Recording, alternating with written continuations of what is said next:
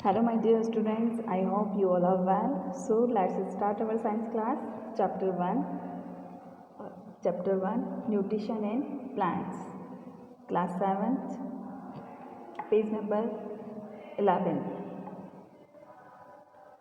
इसकी previous video में हमने पढ़ा था कि न्यूट्रिशन क्या होता है, न्यूट्रिशन और प्लांट्स में न्यूट्रिशन किस तरीके से होता है, प्लांट्स अपना खाना किस तरीके से बनाते हैं और प्लांट्स फोटोसिंथेसिस के थ्रू अपना खाना बनाते हैं इन फॉर्म ऑफ ग्लूकोज। ठीक है, ग्लूकोज क्या था C6H12O6। ठीक है, तो हमें पता लग गया कि ग्रीन प्लांट्स अपना खाना ग्लूकोज के फॉर्म में बनाते हैं। ठीक है, और ग्लूकोज क्या है, अ टाइप ऑफ कार्बोहाइड्रेट। देखो मैंने आपको बताया था न्यूट्रिएंट्स में कार्बोहाइड्रेट, प्रोटीन, विटामिन्स, फैट ये सब था। तो न्यूट्रिएंट्स जो ग्लूकोज है वो किसका टाइप है, कार्बोहाइड्रेट का टाइप है। ठीक है, और जो प्लांट्स है वो कुछ फूड को तो अपने बायोलॉजिकल एक्टिविटीज़ में काम में ले लेते हैं, जबकि कुछ फूड को वो क्या कर लेते हैं, स्टोर कर लेते हैं। तो ये जो ग्लूकोज बना है ये स्टोर होगा किस फॉर्म में, स्टार्च के फॉर्म में। ठीक है, दिखा हुआ है, देखो, food store in form of starch. ठीक है, अब ये जो फूड है ये कहीं भी स्टोर हो सकता है प्लांट्स में, स्टेम में भी स्टोर हो सकता है, रूट में भी स्टोर हो सकता है। ठीक, और लीफ में भी कुछ अमाउंट में स्टोर होता है, फ्रूट में भी स्टोर होता है, सीड में भी स्टोर होता है। तो यहाँ पर जो ये बताए हुए हैं आपको, एप्पल, पटेटोज़, कॉलीफ्लावर, मैंगो, इन सब के अंदर क्या प्रेजेंट है, फूड का स्टोरेज है इन फॉर्म ऑफ स्टार्च। ठीक है, अब आता है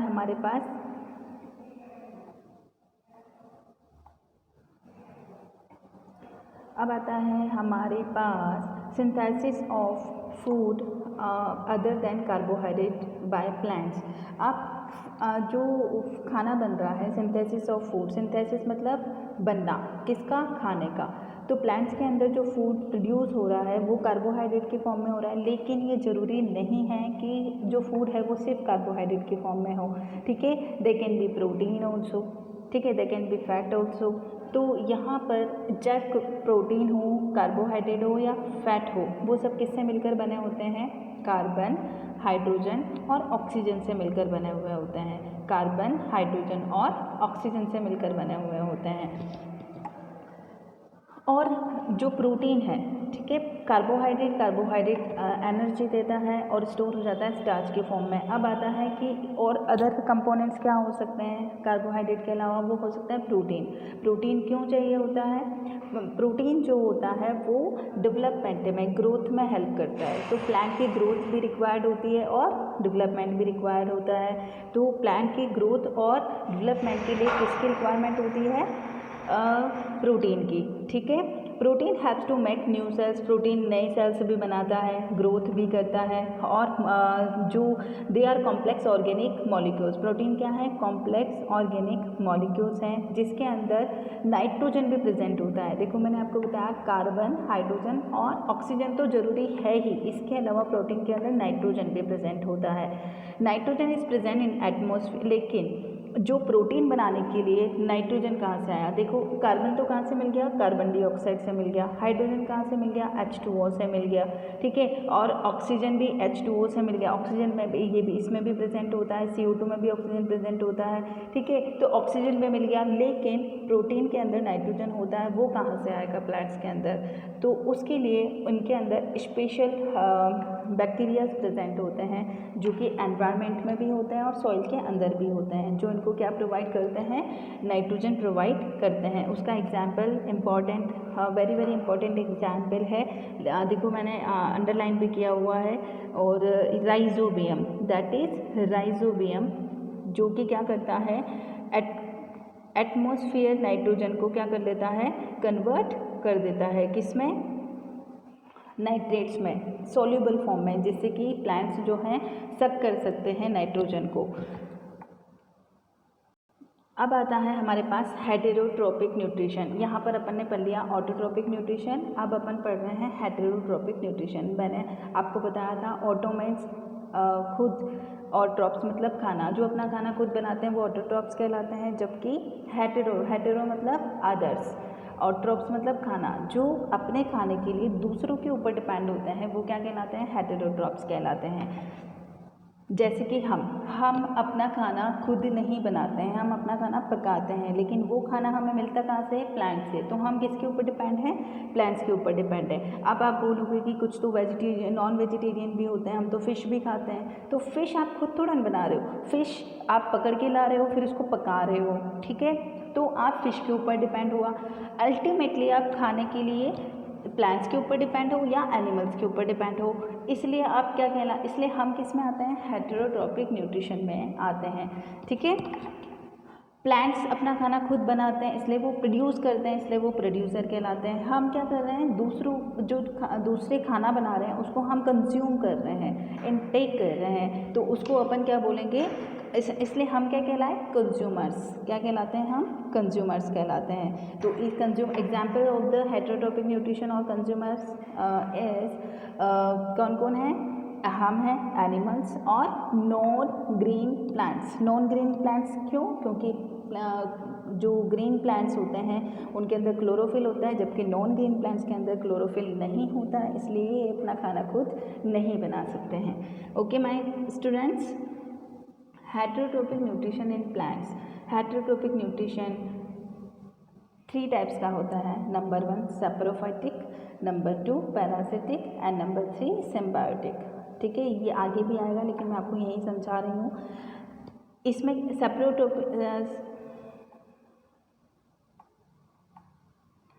सेप्रोट्रोपिक न्यूट्रिशन जो है क्या होता है, इसमें जो ऑर्गेनिज्म है, ऑर्गेनिज्म मतलब लिविंग ऑर्गेनिज्म, लिविंग थिंग, वो खाने के लिए किसके ऊपर डिपेंड होती है, डेड एंड डिकेइंग ऑर्गेनिज्म के ऊपर। जो मरे हुए एनिमल्स और प्लांट्स होते हैं ये अपना खाना उनसे लेते हैं। ये क्या करते हैं, इनके अंदर स्पेशल डाइजेस्टिव जूसेस होते हैं जो क्या करते हैं, ये उन मरे हुए ऑर्गेनिज्म के ऊपर सिक्रीट करते हैं, जिससे उनके अंदर जो न्यूट्रिएंट्स हैं वो लिक्विड फॉर्म में चेंज हो जाते हैं और फिर ये उसको क्या कर लेते हैं, सक कर लेते हैं। तो ये कहलाते हैं सेप्रोफाइटिक न्यूट्रिशन।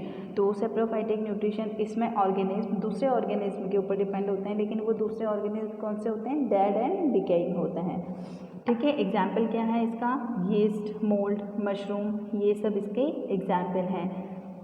अब आता है हमारे पास पैरासिटिक न्यूट्रिशन। पैरासिटिक इसमें क्या होता है, एक ऑर्गेनिज्म दूसरे ऑर्गेनिज्म के ऊपर रहता है, एक ऑर्गेनिज्म खाने के लिए दूसरे ऑर्गेनिज्म के ऊपर डिपेंड होता है, लेकिन इसमें जो 2 ऑर्गेनिज्म हैं, एक ऑर्गेनिज्म को तो फ़ायदा होता है और दूसरे को नुकसान होता है। जैसे कि अगर मैं बात करूं, जूं हमारे बालों में रहती है, हमारा ब्लड सक करती है, खून चूसती है हमारा, तो हमारा तो नुकसान हो रहा है क्योंकि हमारा ब्लड सक कर रही है वो, ठीक है, लेकिन जूं का तो फ़ायदा हो रहा है। इसी तरीके से मॉस्क्यूटो इज़ ऑल्सो पैरासाइट, वो हमारा खून सक कर रहा है, खून चूस रहा है, तो हमें तो नुकसान हो रहा है लेकिन उसको फ़ायदा हो रहा है। तो एक को फ़ायदा और एक को नुकसान, लेकिन यहाँ पर हम बात कर रहे हैं प्लांट्स की, ठीक है। तो इसमें एक प्लांट जो है वो दूसरे ऑर्गेनिज्म के ऊपर रहता है, हो सकता है दूसरे प्लांट के ऊपर रहे। एग्जाम्पल क्या है, कस्क्यूटा। तो एक बड़ा सा पेड़ होता है, उसके ऊपर ये कस्क्यूटा बेल होती है एक, ठीक है। ये एक क्लाइंबर्स होती हैं जो कि उसके ऊपर लिपटती जाती है और ऊपर चढ़ती जाती है और उसका सारा का सारा फूड मटेरियल सक करती जाती है, ठीक है। और लाइफ टाइम ये उसी के ऊपर रहती है और उसी का ही खाना खुद नहीं बनाती है, खाने के लिए उस दूसरे पेड़ के ऊपर डिपेंड होती है। तो ये क्या है, example of parasite in plants. अब आता है सिम्बायोटिक। देखो मैंने यहाँ पर लगा रखा है प्लस प्लस, दिखाई दे रहा है आपको।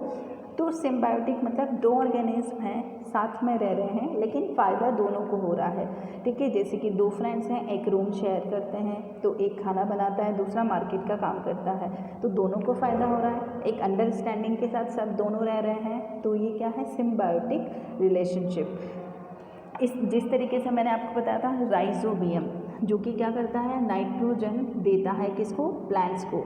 नाइट्रोजन किसको प्रोवाइड करवाता है, प्लांट्स को। कहाँ रहता है ये, प्लांट्स की रूट में रहता है, ठीक है। तो रूट्स में ये रहता है, सॉइल में रहता है, सॉइल में प्लांट्स की रूट है, तो ये रूट्स के अंदर छोटी छोटी नोड्स बना के रहता है और प्लांट्स को प्रोवाइड करवाता है नाइट्रोजन, और प्लांट्स इसको उसके बदले क्या प्रोवाइड करवाते हैं, फूड प्रोवाइड करवाते हैं, ठीक है। तो ये कहलाता है symbiotic association.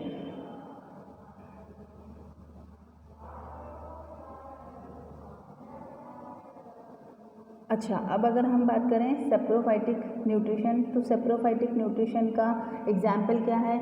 Mould, yeast, mushroom and bacterias हैं, ये डिकम्पोजर्स भी होते हैं, मतलब चीज़ों को ख़राब कर देते हैं ये। तो आपको यहाँ पर ब्रेड दिखाई दे रही है, तो ब्रेड के ऊपर या अचार के ऊपर आपको फफूंदी दिखाई देती है, ठीक है। तो ये फफूंदी जो है ये किसका एग्जाम्पल है?